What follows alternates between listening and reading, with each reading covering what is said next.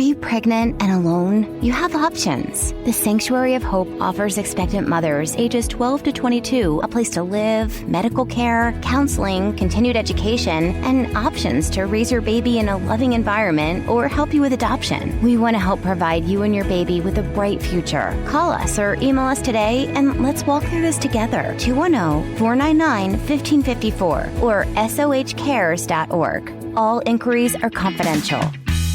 The DEAR agency specializes in helping you understand your coverage before you need it. We offer all lines of personal and commercial insurance, including auto, home, and life. Contact Dawn Deere at 210-507-2169 and visit us at 7529 North Loop 1604 in Live Oak, Texas, or farmersagent.com/DDeer.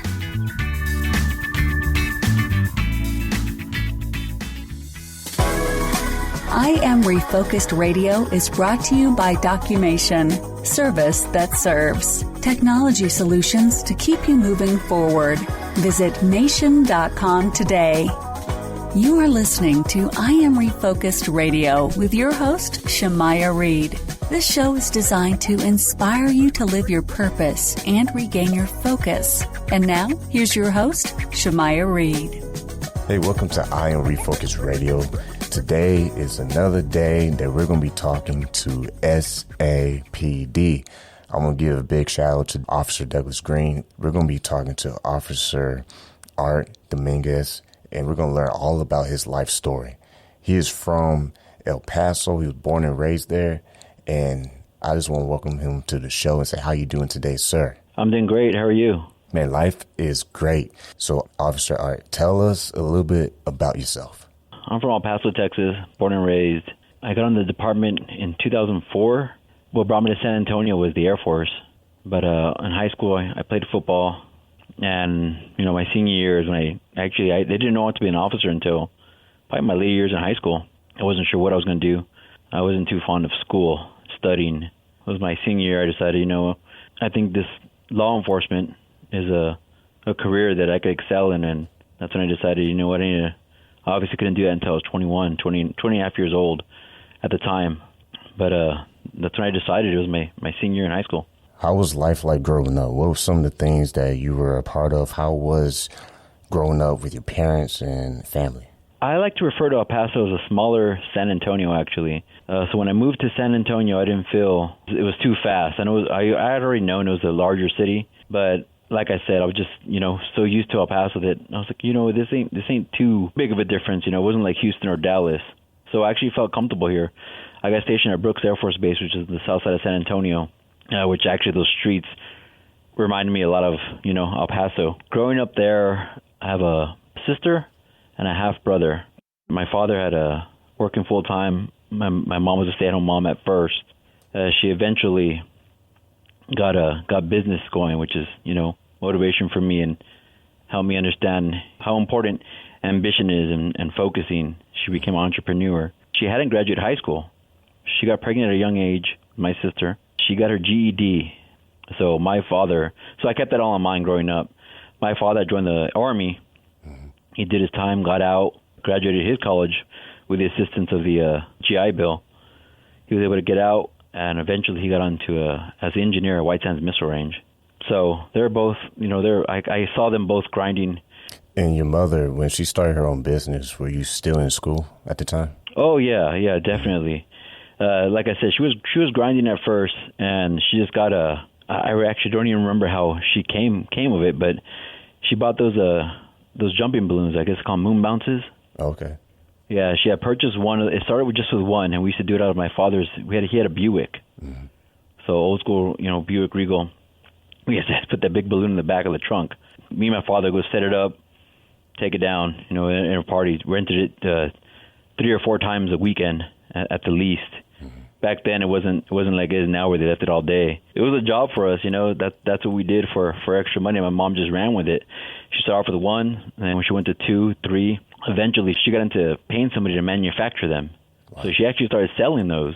So we got to the point where we had 3 different trucks delivering, and that was basically my job, through high school. And was that your first job? Yeah, it was. Between your father and thank your father for his service serving our country. No, I appreciate his it. Leadership skills set with military experience and your mother's entrepreneurial spirit and involving business, you were exposed to a lot of great leadership at a young age. What were some of the skill sets that you developed through your mom and your dad? Well, I saw what it was, my father grew up poor. My mother's family was somewhat well off. She was the oldest out of her siblings, but my father grew up poor. So I had known, at an early age that it took a lot of focus and ambition on his part to push through. And eventually, he was the first one to join the military out of his brothers and sisters. He was the first one to graduate college. His sister did the same later on. But so a lot of that I took, and I was like, man, at an early age, I felt that I had already known, like, man, they're doing what they can, and I was very impressed with how my mom was able to do that, the entrepreneurship, just with her GED. At the time, I'm going to school and learning how important education is and, where it could lead you. And if you're just now tuning in, you are listening to Iron Refocused Radio. We're talking to Officer Art Dominguez from SAPD and his life story. And when you were graduating from high school, what was your next move? What was going to be your next step in your life? So let me rewind a little bit. When I was growing up, my mother's sister had a son, which is my cousin, obviously, and we were pretty much attached at the hip. So at the age of 8 or 7, his mother and him she got married and they moved to California. So from the age of 8 or 9 to the age of 21, I was going back and forth to California, for the summer. I'd go over there for a month, he'd come over for a month, or, sometimes I'd go the whole summer, he'd come here back and forth. So I was actually very impressed with California. I like the atmosphere, I like the beaches, I like the weather. So my plan was, once I decided, it's going to be 1 or 2 things. I'm either going to be some type of football coach or some type of trainer, maybe even a teacher. But when I decided, I'm pretty sure I'm feeling this whole law enforcement. I took a law enforcement class in high school, and the teacher, really spoke highly of it, and actually motivated me to be like, this is something I want to run with. Like I said, though, I knew that I couldn't do that right out of high school at 18, 19 years old. So what could I do? Where could I go next? Which direction? And like I had mentioned, I wasn't crazy about school, unfortunately. The scholastics and studying, and I was like, man, I don't know. I just at the time I felt, I don't know if college is for me. My father's kind of, hey man, you need to decide. You're either going to college, or hey, you had been mentioning the military, so you can't just you're gonna have to do something. So him being in the Army, he had told me, hey, I would strongly look into the Air Force and see what they have to offer before you venture off to these other branches. So I did. I was like, what, let me give it a try. He knows what he's talking about. He has the experience. And along the way, going through like the process of getting oriented with the different branches, it seemed like a lot of the people with they're already enlisted were telling me, hey, if I could do it again, I'd probably want to go to the Air Force. I said, okay, so my overall goal was to be a police officer, and I wanted to excel at that. So I said, what could I do that's going to help me excel when I do get to the age of 20 and a half, 21 years old, where I could hopefully get taken to a police department, get accepted through the process. At the time, I'm hearing how hard it was. So I said, I'm going to go to the Air Force. I'll get my 4 years experience, law enforcement experience. I'll be a police officer in the Air Force, which is security forces. And I'll do my 4 years, get out. I'll go to California and apply for LAPD. At the time, I already felt with that law enforcement class I took in high school, I knew what type of officer I wanted to be. And it was, and it's probably cliche to say, we're running and gunning, like I want to be out there putting bad guys in jail. Of course, at the time, you don't really think about all the reports you're having to write, the accident scenes you're going to have to investigate. So I'm thinking, LAPD, I see a lot of footage of what's going on over there, and that seems pretty action-packed over there.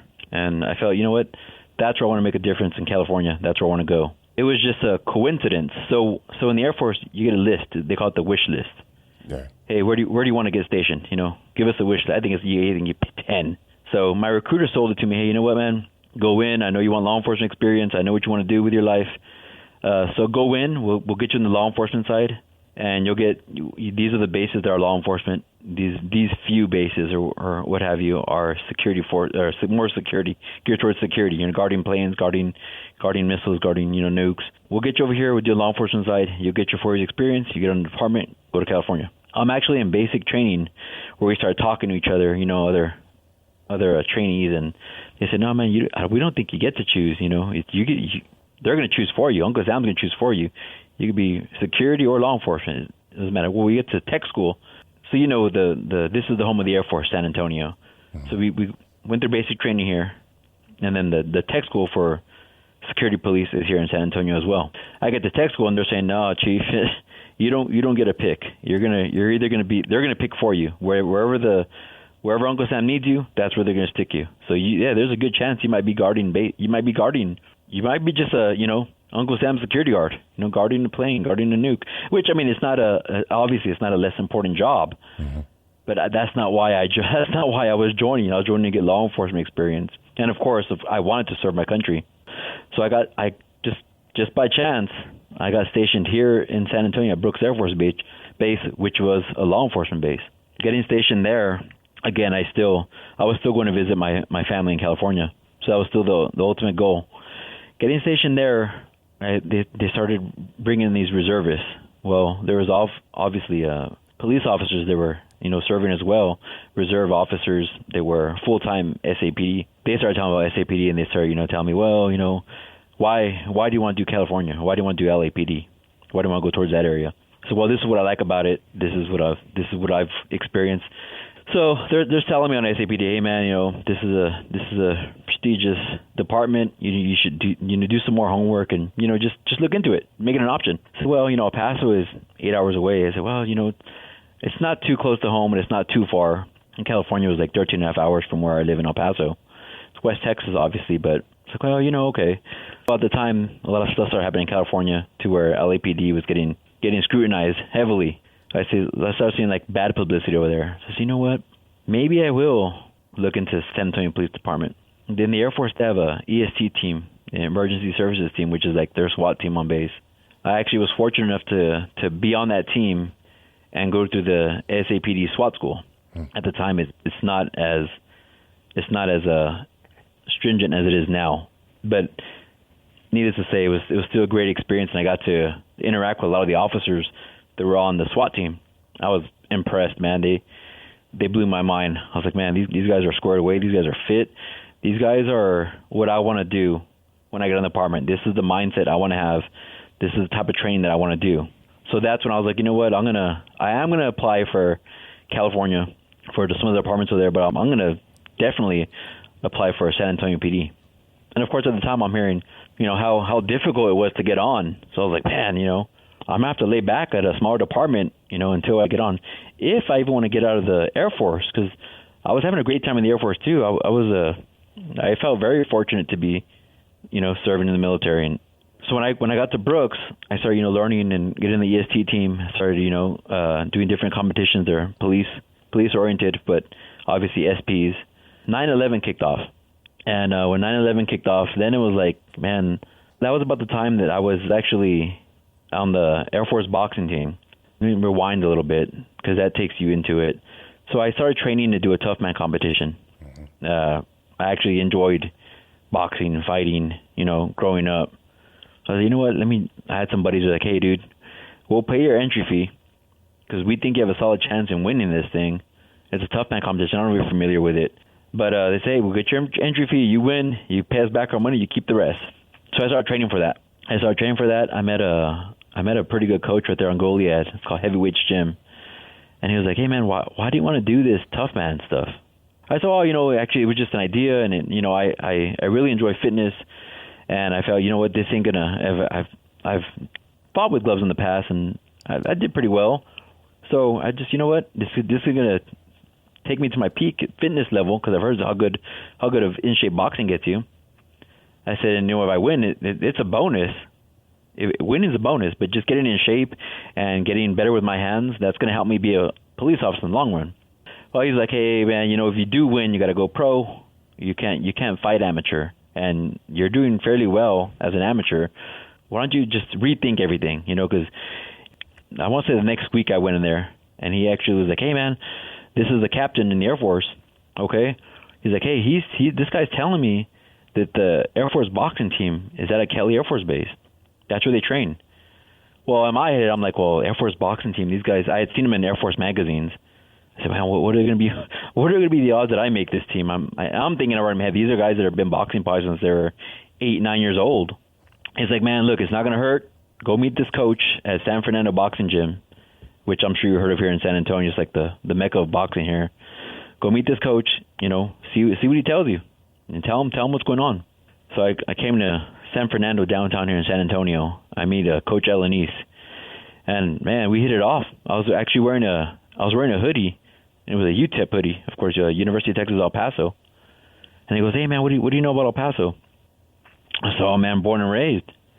He said, yeah, and he's like, my daughter's actually born and raised here, but she's attending El Paso. She got accepted over there. So wow, so we hit it off. And long story short, he's like, hey, you should try out for this team. He's what this is we have a tournament here at Kelly. We fly in, X amount of guys that are active duty military. They want to fight for the Air Force, represent boxing, be on the boxing team for the Air Force, represent when we're the Armed Forces tournament, which is Air Force against Marines, against Army, against Navy. I said, oh, okay, let's do it. I started training with him at San Fernando. Eventually, I competed in that tournament. I didn't win. I fought a guy with I want to say like 60-some fights, Terrence Graves. I didn't win the fight. Afterwards, the coach talked to me later on. He said, hey, man, look, you're stationed at Brooks Air Force Base. It's here in San Antonio. The team's going to be here. Let me talk to my people. I would love for you to come on board. You didn't win your fight. It was a good fight. You did a good showing. I like the way you work. I like your work ethic. I think you'd be a solid piece of this team. I got orders. They actually cut me orders to train and train for the Air Force boxing team. I want to say it was like 3 or 4 months. This is while I'm in the Air Force. So I'm enlisted. I'm relieved of duty. I wasn't working the gates. I wasn't, doing traffic stops. I was solely training with the Air Force boxing team at Kelly Air Force Base. So now it's a point where I'm like, man, I love the Air Force so much. I've had a pretty amazing career. I did the Air Force boxing. I've done some security police competitions. I'm loving it. Well, 9/11 kicks off, and of course I go back visit my family in El Paso, and they're like, "Hey man, your time is up. You did your 4 years, and every day we were praying that you would end up going to war, getting deployed. You did your 4 years, and it's time to get out. That's what your goal was." So, well, things changed. I fell in love with the Air Force. I had a great career. Well, it was just like I said, man. Some things, you think about, man, maybe it wasn't meant for me, because then they started talking about civilianizing Brooks Air Force Base, where they could do security guards. Basically, civilians would be manning the base as security, and they're going to do away with the security forces at that base, send us wherever they needed us. So I talked to our commander, and he said, hey, he's like, I know your enlistment's coming up. Stop loss is not in effect anymore, so they couldn't hold me if my time was up. I said, you know what? My parents were right. I did do my 4 years, and fortunately for me, I wasn't sent overseas, or I wasn't sent to Afghanistan or wherever else, which I would have gladly gone. I would have been honored to go, but I didn't. So I said, you know what? Let me give this where I feel my passion is. I think I want to be a city police officer more than I want to be an airman anymore. So that was it, man. I got out, and I actually started working at USAA. I had a cousin that worked there, and she had spoke highly about that company. I didn't know much about it being in the Air Force at the time, 20 years old, 21, 22. So, all right, well, let's try it. I started working at USAA, and again, man, they're just telling me the same things the reservists, which were actually SAPD officers, were telling me. Oh, man, that's a tough process. There's been... They were telling me different stories about how guys got disqualified guys would get disqualified for this, guys would get disqualified for that. Hey, we wish you the best of luck, but just know, it's not an easy department to get on. So, oh, right on, man. No, I appreciate it. Whatever advice, I was like a sponge. Hey, let me know what I need to do. That's what transitioned me over to, you know what, let's try this civilian aspect instead of the, re-enlisting. We listened to I Am Refocus Radio, talking to Officer Art Dominguez and his career with SAPD, and prior to SAPD, his life story. When you made that move to join SAPD, how did that connection happen? I actually applied. I was working security at USAA for a little under a year, and I got the call. So, hey, you could be. We could see you in this class as early as February. Let's get this ball rolling to where, you scored well enough on the test, and we're gonna start your background, and that's how I got started. It was in the end of 2003. Once again, this is Iron Refocus Radio. We are talking to Officer Art Dominguez. What are some of the things that you have been a part of in bringing more inspiration into this San Antonio community? Well, I actually ended up meeting a woman by the name of Jessica Ramos, who was running with she was trying to kick off a tournament between police officers and firefighters. It was it's a charity event, boxing, nonprofit organization, and her ultimate goal was to open up a boxing gym that has police officers and firefighters, right, first responders, coaching and working hand in hand with these kids and providing a positive influence in their lives. We're doing that other than with the proceeds from this program, the boxing program. She was matching up officers against firefighters, and then of course inviting all the public, getting different sponsors, and then with those proceeds, her deal was to get them out to the city gyms, the inner city boxing gyms, and help out first responders in any way she can. So when she came with this idea, I said, sure. I mean, this sounds good. I mean, obviously, I had spoken about boxing that had it, in my past. I said, yeah, and I was passionate about boxing. Having a son myself, I said, man, this is a great opportunity to be positive influences in these kids' lives and actually get to know them too. They could say, hey, you know what? I don't have to judge officers the way you all do, because I've met 3 or 4 officers and they've been all, good people, solid men and role models in my life. So when she came to this opportunity, I jumped on it, man. I wanted to compete at first, and I did compete. But she was like, hey, if you want to be a liaison for the police side, it's all you. You could be the vice president, and, you could be the liaison for the police side. So I ran with it. We're on our 4th year. This year, with the COVID and all, we had to, lay off this year, take this year off. Next year, we're going to get back on it, and it'll be our 5-year anniversary. Once again, we want to find more information about that program. You can go to Guns and Hoses Boxing SA.org. That's Guns and Hoses Boxing SA.org. What's some of the things that you cherish the most when it comes to how you've been able to have a successful career, not just in military, not just in SAPD, but just as a person, as an individual?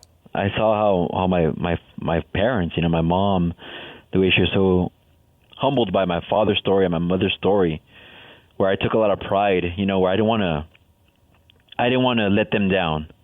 So, anything I chose to do, I want to excel, of course, for my own good, but also, so they could be proud of me. I'm planting these, foundations. It's going to lead me to be a better officer, whether it be staying in great physical shape or, learning, going to different schools.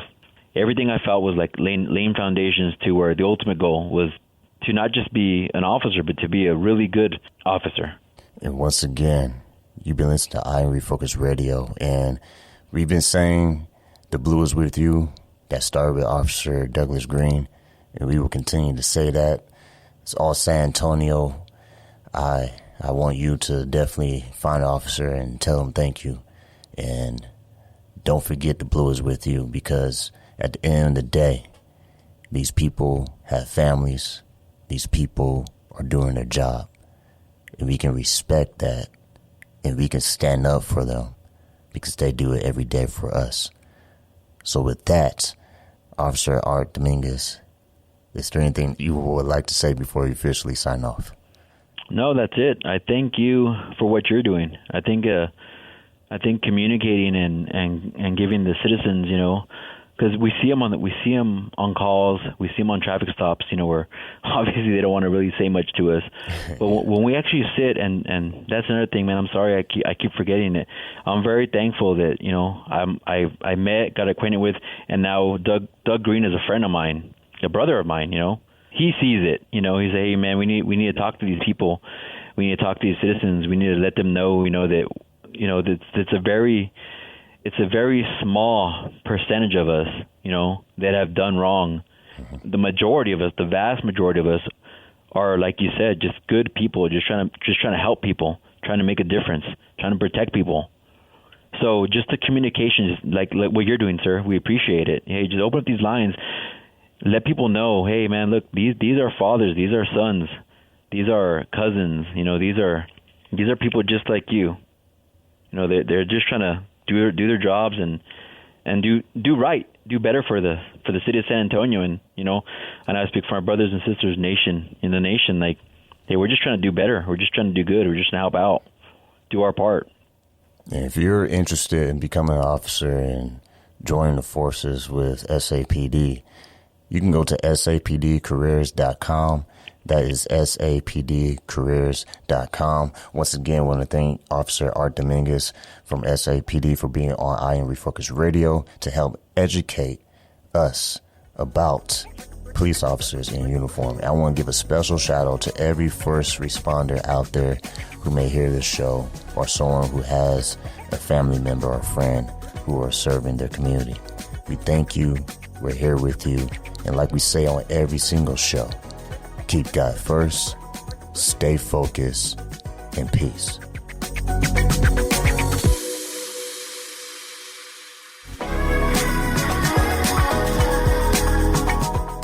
Thanks for listening to I Am Refocused Radio, brought to you by Documation. Documation is a full-service technology solutions company that provides IT, print, and software managed services.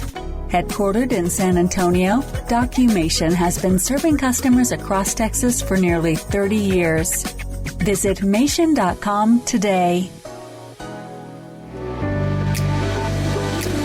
Hi, San Antonio. Need a barber? Visit our good friend Rico Rodriguez, the owner of Rockefeller's Barbershop in San Antonio, Texas, 1733 Babcock Road, and book your appointment today by calling 210-782-5188.